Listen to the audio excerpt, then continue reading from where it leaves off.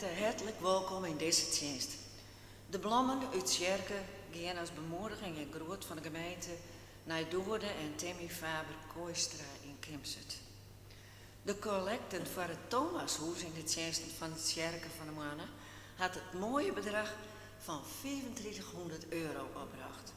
Dus de beleefde televisie kan nou gekocht worden. De lector is Annemarie Meijer, de organist is Menzo Roon, de voorganger is dominee Liuwe Westra. De collecten zijn bij de uitgang. De diaconiecollecte is bestemd voor jong protestant en de tweede collecte is bestemd voor de kerken.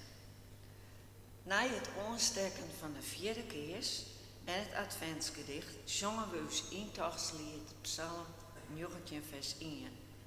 We zongen, indien dit mogelijk is, stenen. Dan wensen we jou een zegende dienst.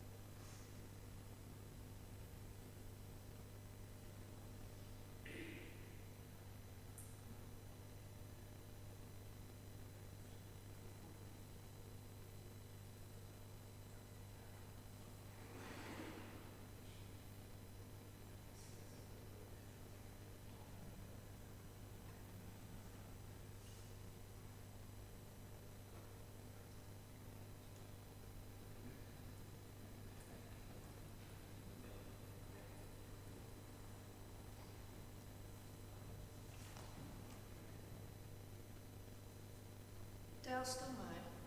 Hier staan de keers voor de snijden van Advent. Zocht oer hoeveel weken het grote feest van Christ begint. 1, 2, 3, 4 keersen voor de dagen van Advent. Zo maar goed, dit is de vierde. Dat de dag joet mij begint. 4 keersen schijnen helder. Als Jesaja mensen treest.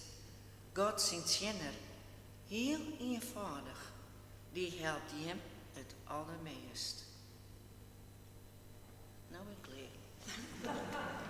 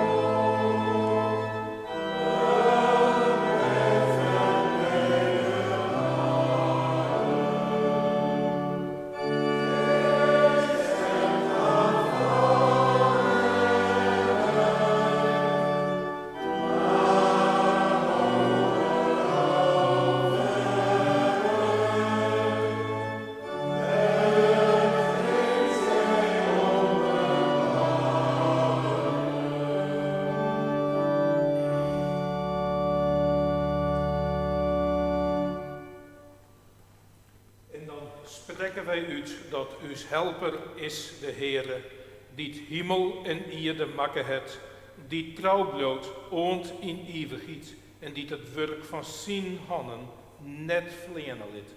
Daarom genede mij hem alle jaren en vrede van God uw heid en van de Heer Jezus Christus. Amen.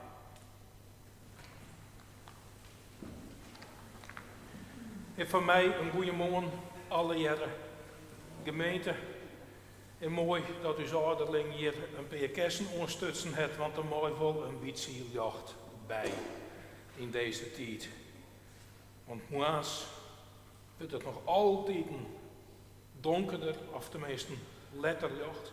Middags wordt het alweer een beetje langer jacht. Dat hij hem ik wel merken dan. Nee? Ja, dat scheelt.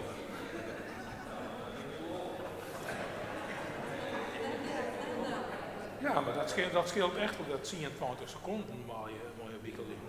Ja. Dus, je wordt mij net jou, maar dit was het. Daar zit we nog net een heel referaat over houden, want dat is heel ingewikkeld mooi, maar de zinnen in de IEDS, hoe dat precies werkt. Maar ik vind het mooi dat we hier binnen, en ik zei zo, dat we in een romme en reale kerk als die van Adem al net meer bij elkaar komen kennen, waar kan het dan nogal? En ik neem aan dat ik verbonden ben via het scherm met mensen thuis, dus net één hoed hier ik heen. Maar ik ben blij dat er al mensen binnen die komen binnen en dat we mooi nog stilstaan kunnen bij de 4e advent, de laatste stap voor Christus. En het is denk ik goed dat we beginnen met elkaar te bidden. Ik wil je vragen om mij een 3 keer te luid op te roepen in het gebed. Heer, ontfer me jou. Of Heer, ontfer u wat van jou maar het eigenst, het naaste is. Laat us bidden. Heere God, wij bidden jou. Wees mij de meesten. Verwaart alles op een nij, bij de handen om het aanbrengt. De mensen waas berekeningen, waas plannen, ver op een non-rinnen. Mensen die het net zeggen hoe ze deze tijd op deze manier terugkomen moeten. Voor al die mensen roepen wij mij naar te jou. Heer, ontferm jou. En wij bidden jou, Heer, voor de mensen die het ziek binnen en voor de mensen die het hebben verzorgen. Maar alle drukte eromheen vergeten wij soms zuur dat het gewoon werkelijk gaat om leven of dier. Dat ze vlucht voor haar bestaan. En engelen, helpers, zwargers, dag aan dag, aan haar zijde, aan dat bed. Voor al die mensen die het vlucht zien, roepen wij mij naar te jou. Heer, ontferm jou. En voor alle mensen bidden wij, Heer, die het moedeloos worden. Voor alle mensen die het aasten. Voor alle mensen die geen toekomst meer zien. Voor alle mensen die ze stadig is niet meer vieren. Want de kleur gaat voort. En de mierskip wordt afbrutsen. En het leven krijgt heel tijd minder. Heel tijd minder doel en stuur. Voor de mensen die het bang zijn en die het net meer zitten zeggen, roepen wij mooi naar te jou. Heer, ontferm jou. Zo bidden wij in Christus naam. Amen. En we zongen om vast te houden dat Ien us bidden jaart.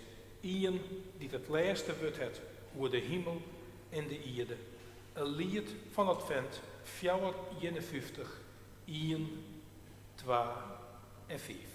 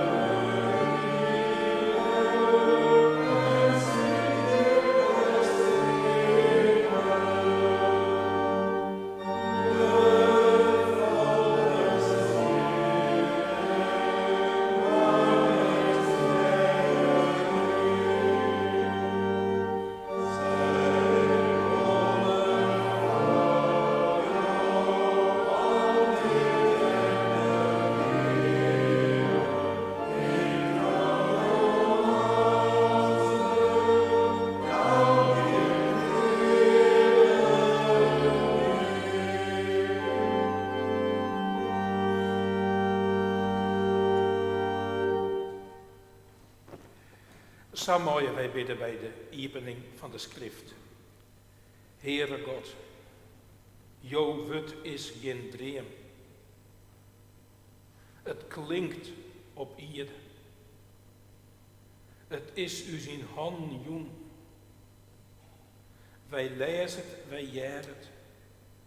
Wij jouwen het prog van staag op staag. En wij bidden jou. Lid dat wut in uws bestaan en in uws meerschap. Werk. Lid het wat in uws wekker maakt van jouw dream. Een dream die geen dream blauwe mat, maar werkelijkheid wordt in uws leven van vlees en bloed.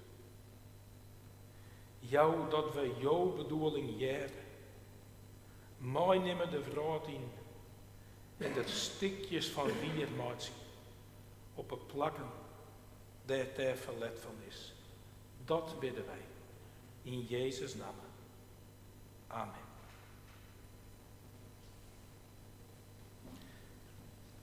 En dan harken wij naar de eerste lezing in het volgende lied. Dat komt dan wel op het scherm.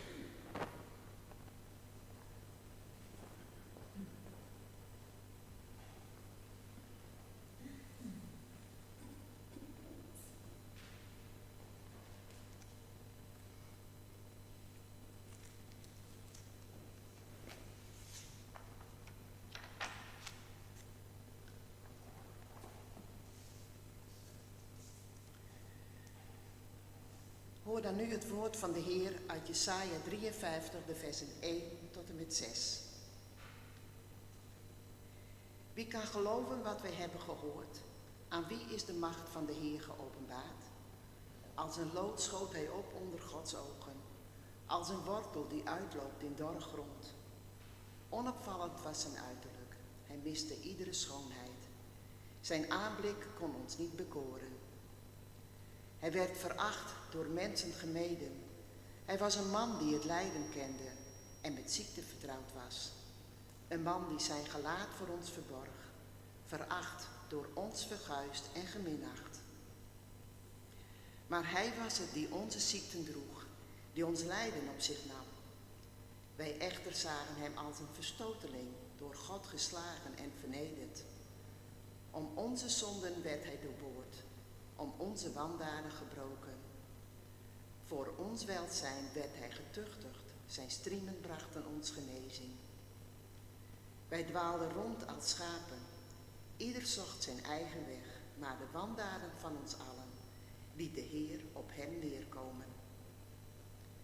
We zongen nou lied 852, de versen 1, 2 en 3.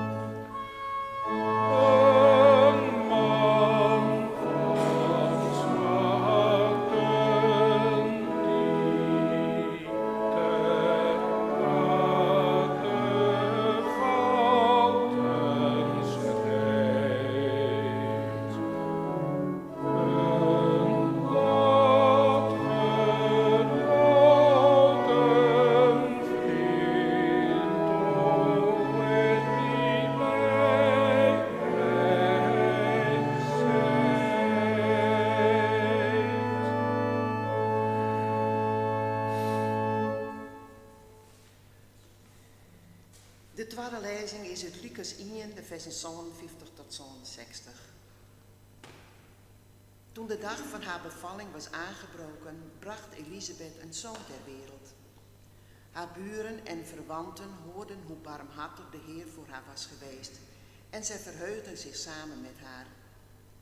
Op de 8e dag kwamen ze het kind besnijden en ze wilden het Zacharias noemen, naar zijn vader. Maar zijn moeder zei, nee, Johannes zal hij heten. Ze zeiden tegen haar, er is niemand in je familie die zo heet. Ze beduidden zijn vader te laten weten hoe hij het kind wilde noemen. Hij vroeg om een schrijftablet en schreef erop, Johannes is zijn naam. Iedereen was verbaasd en meteen werd de verlamming van zijn mond en zijn tong ongedaan gemaakt en hij begon te spreken en loofde God. Alle omwonenden waren diep onder de indruk en in heel het bergland van Judea werden deze gebeurtenissen besproken. Ieder die het hoorde bleef erover nadenken en vroeg zich af, hoe zal het verder gaan met dit kind? Want de machtige hand van de Heer beschermde hem. Zijn vader Zacharias werd vervuld met de Heilige Geest en sprak deze profetie. We zongen nou lied 158a.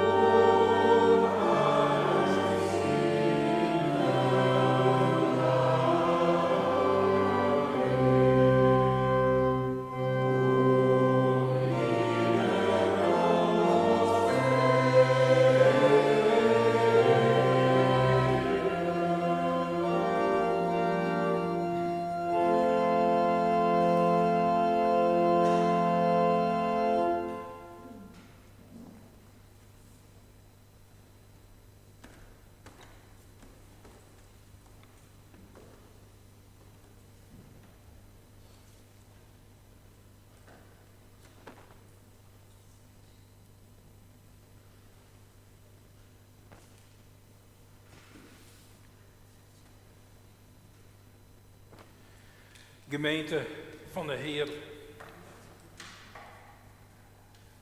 Ja, dat wie een twaalf net hele bekende lieden, hè? Vooral die eerste net naar Jesaja, die ik net heel goed inschat. Ik denk, die zongen wie wel. Maar de woorden, ik hoop je dat je hem dat jongen en mogelijk wat jij hebben, de woorden passen wel precies bij die lezing. Ik net zo makkelijke lezen, trouwens. En die tweede, ja, die zongen wie mij eigenlijk te min. Want het is een prachtige wies en een prachtig lied. En dat is de lofzang van Zacharias. Nou, Zacharias, die het na 9 maanden de kaken op elkaar. Wij zongen mooi. En dan zongt er dit. En ik dacht bij mezelf van de morgen,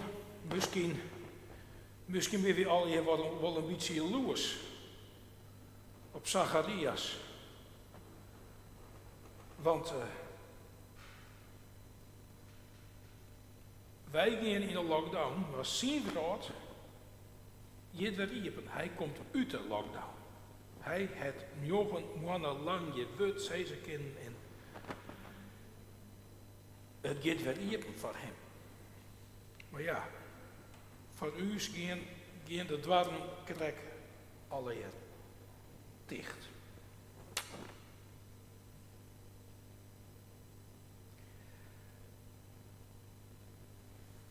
Nou zei ze wel eens dat virus gaat het, maar de meesten die het verstaan hebben van het virus, dat je het nog volle hudden. 17 miljoen virologen in Nederland. Maar je kunt er net omheen dat je toch weer nadenken, waar ben we mooi aan de gang. En ik heb van het begin al gezegd, en ik zei het nou, ik hoop werkelijk dat de maatregelen die wij ouders heen krijgen en dat we u zo goed mogelijk onthouden.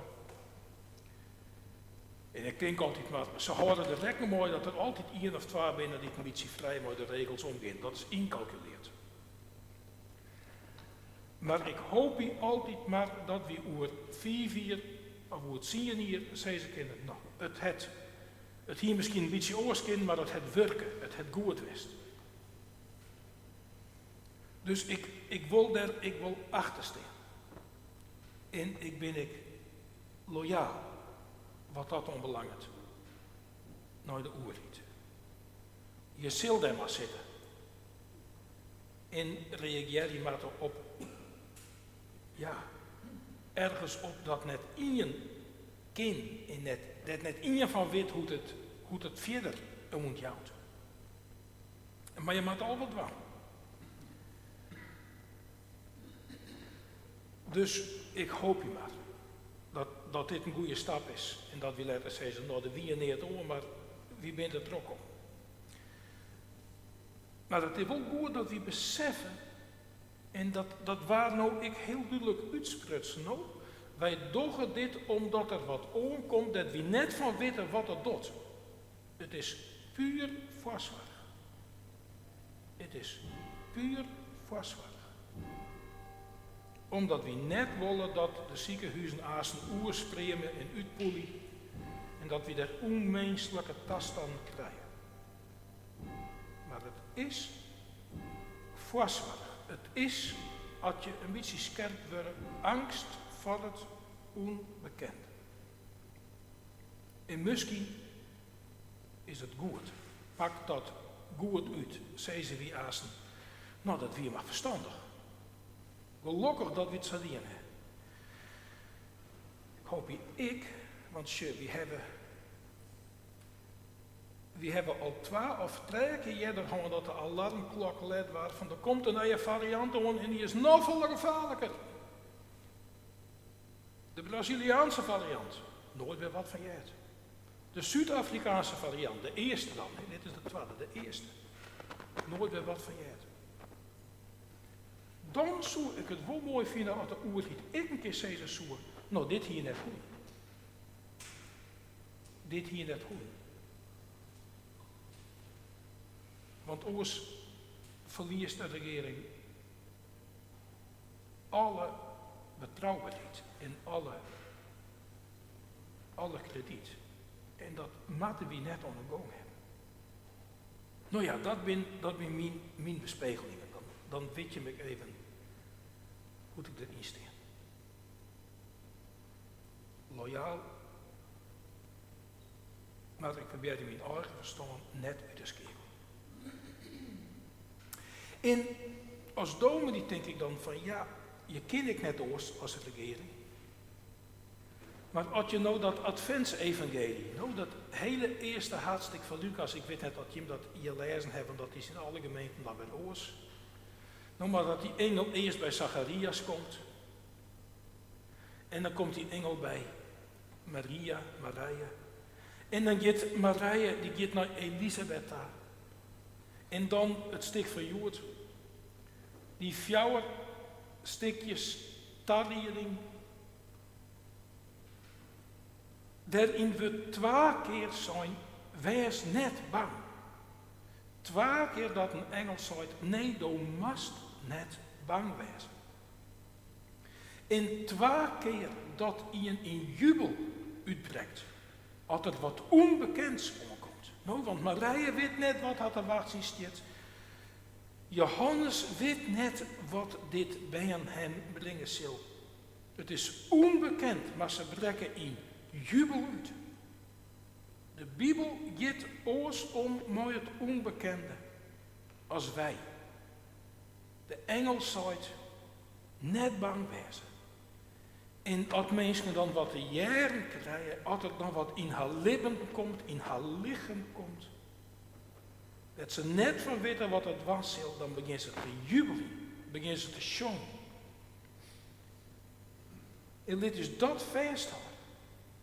Dat er dingen gebeuren kunnen met ons. Die we net in de handen hebben, dat we net van weten hoe het gaat, maar daar willen we beter van. Daar mogen we om zongen en we hoeden net bang voor te wezen.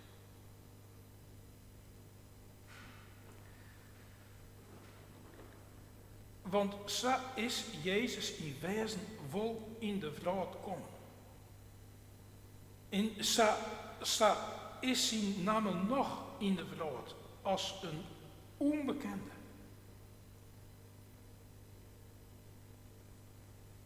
Mensen weten net wat ze om hem hebben. Mensen weten net wat hij mooi haar leven dwang kan. En zijn plan met de ierde. Daar kunnen we net bij. Maar u is verstaan. Hij is de echte, grote, onbekende die het mooi us maakt. En dan moeten we, denk ik, in deze tijd vaststellen, nou, los van alle actualiteit, maar als je nou Jezus zijn naam neemt, dan jouwt dat net altijd direct enthousiasme en lofzang. Een hele categorie mensen die zeggen van ja, Jezus, ja, heeft hij wel bestaan? Kun je hem dat bewijzen dat hij bestaan heeft?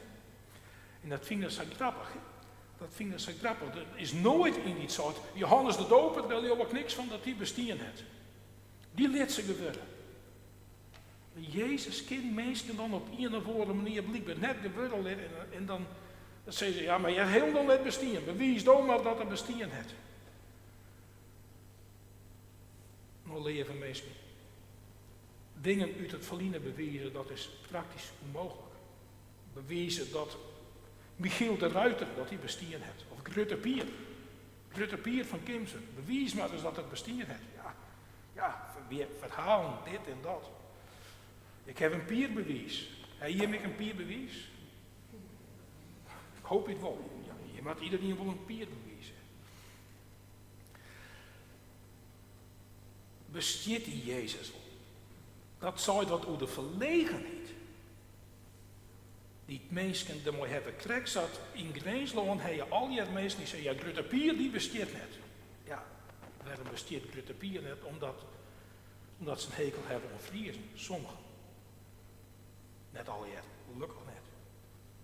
Maar doet een Peer Elien hier in Kimsert, die prachtige reunie weer van alle mensen die het ontonen konden dat ze dan in de vierde familie van Grutte Pier waren. En ik vertelde dat in Grace, werd ik altijd nog een goede vrienden had. Die waren gewoon obstinaat. Die dachten dat dat het begin weer van, dat het steeds met een soort dynamietsterf onder de Nederlandse steert weer. Ik zei, mensen, het is gewoon één grote grap, dat hebben wij willen om elkaar.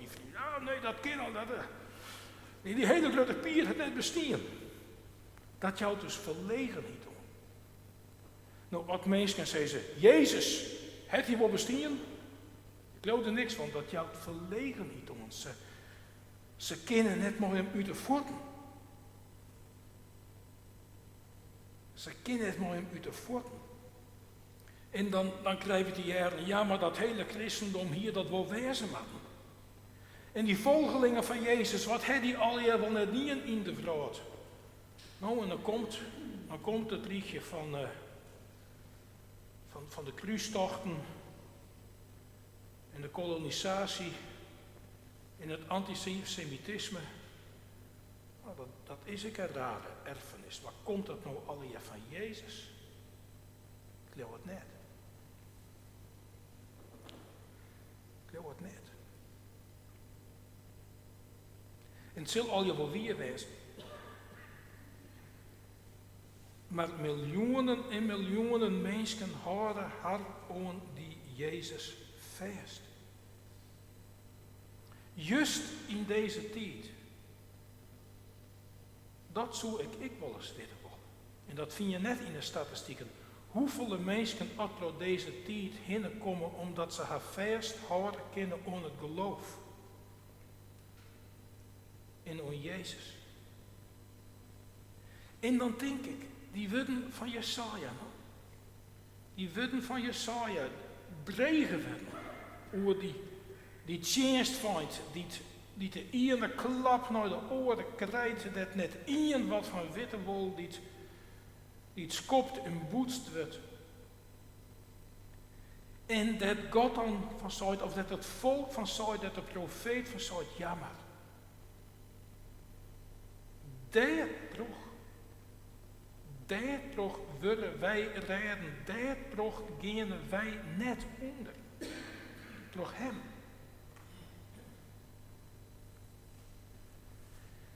Dan denk ik, in deze tijd, wij gaan er net onder. Door uw schuld. Hij gaat onder. Hij gaat aan onder, maar hij neemt uw schuld mee. En hoe dat werkt en hoe dat gaat, vreeg het me net. Maar wij gaan net onder door uw schuld. Hij gaat onder en hij neemt uw schuld mee. En met deze akelige ziekte op aarde, wij zullen net verdwijnen. Wij zullen net wij worden, wij varen van de aarde oorregen worden. Nee, gebeurt net. Hij is van de aarde wij varen, wij regen. Verdwoen in de deur. Om us daar te redden. Als wie daar bedankt. En alles wat mensen van de vrouw maken hebben. Dat je soms omskammy dat je een mensje binnen, als je zeggen wat mensen doen met de natuur. En wat mensen doen met elkaar. En wat mensen doen met een landschap dat van iedereen is. En één of twee vernielt om er wat uit te halen. Van haarzelfs. Wij worden er net om veroordelen. Hij is veroordeeld. En door die veroordeling is de macht van het verkeerde brutsen. En je onrecht geen vernielderij,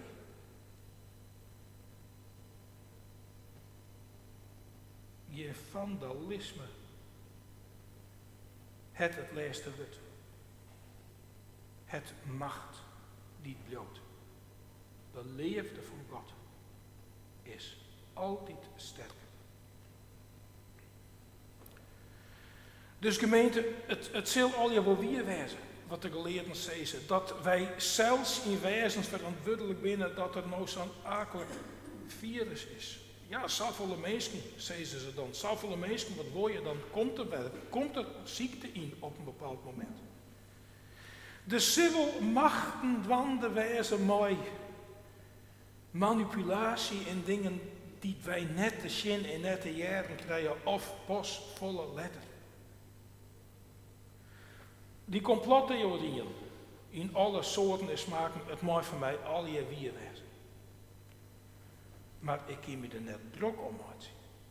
Dan denk ik, ja, het mag voor mij alle jaar. Maar krijgt mij net op in je naai. Want ik hou mij vast. Ik hou mij vast onder die ene. Onder Jezus. Dat de hele wereld het door eens weer. Dat wordt niet. Dat de hele wereld het soms nog over eens lijkt te wezen. Minder als niet. Stelt niet voor. Is je factor van belang. Het misschien wel net eens bestieren. Kun je niet mooi. Maar die ene, daar houd ik mij on vast. Die ene zorgt ervoor dat ik weet. Dat ik net bang hoeg te wezen. Ik het dat mij wel eens eventjes benauwd om het slag. En je moet er net weer in te zitten dat ik oproep dat of hoedig is of revolutie of mijn eigen planboekerij. Nee, ik ben loyaal, ik doe mooi mijn verstand. Wat al de belangrijkste is, bang krijgen ze me net. En dat komt door Jezus. Amen.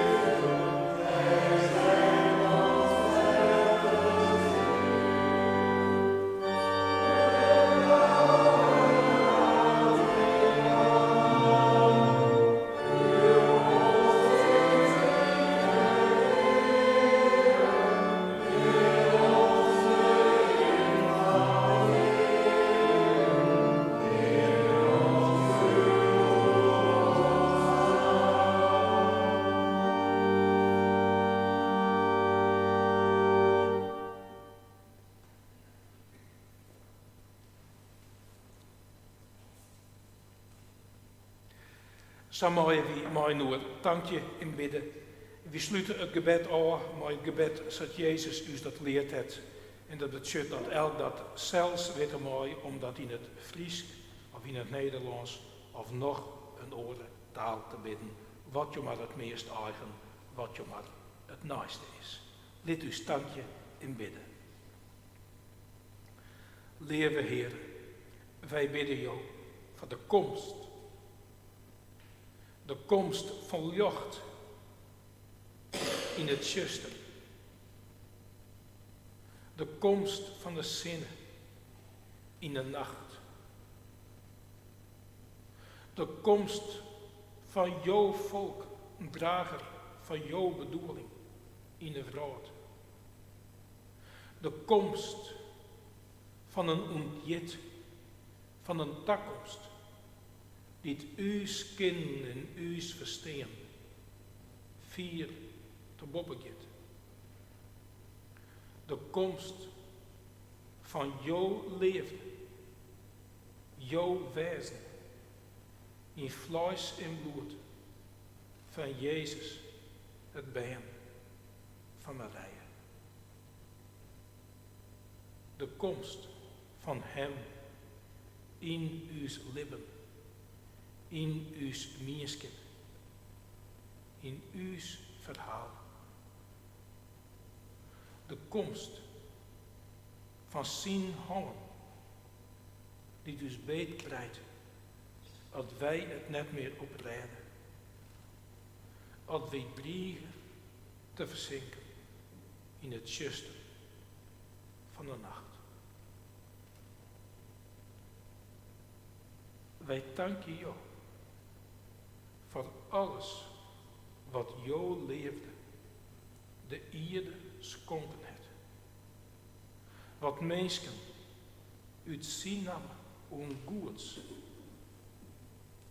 dienen hebben en nog altijd doch. Zorg voor de zieken. Delen met de armen. Plak voor de eenzamen. Vasthouden voor mensen die kromboegd worden door pijn of verdriet. En wij bidden jou.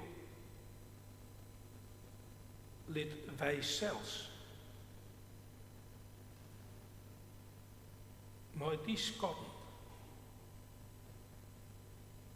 komen, onkomen, op plekken dat ter verlet van is in deze tijd. Laat jou tjerken dat we het vol heeg houden en net verstommen lidden. Dat alle oren dwars dichtgaan. Laat jouw gemeente jellen in adem en kim zit en de krieten daaromheen. Progeen. Wat verkondiging van het wet. Het uitstekken van de hand. En het opzieken van mensen die het oors voorkomen. Laat elk van u op de kruispunten van het leven, als we weten waar jouw geest dus heen hebben wil, de moed vinden om het te wegen met die ene die het u op een zijde komen is. En in de stilte van uw het nemen wij voor jou de namen, de gezichten, de situaties die het u bewegen.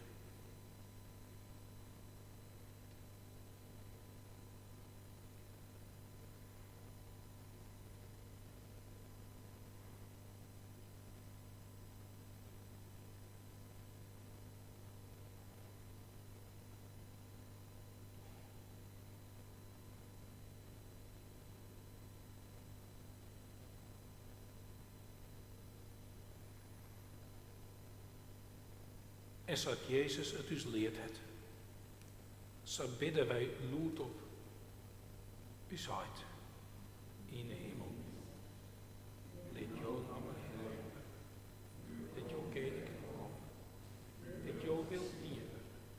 Wie door uw woord als in de hemel. Jou is goed is duister gereden. En voor jou is de schuld. Zodat wij uw schulders veel hebben. En let is net in verzieken komen. Maar verlos ons van de kweren. Want Joos is het koninkrijk. En de kracht. En de heerlijkheid. Tot in eeuwigheid.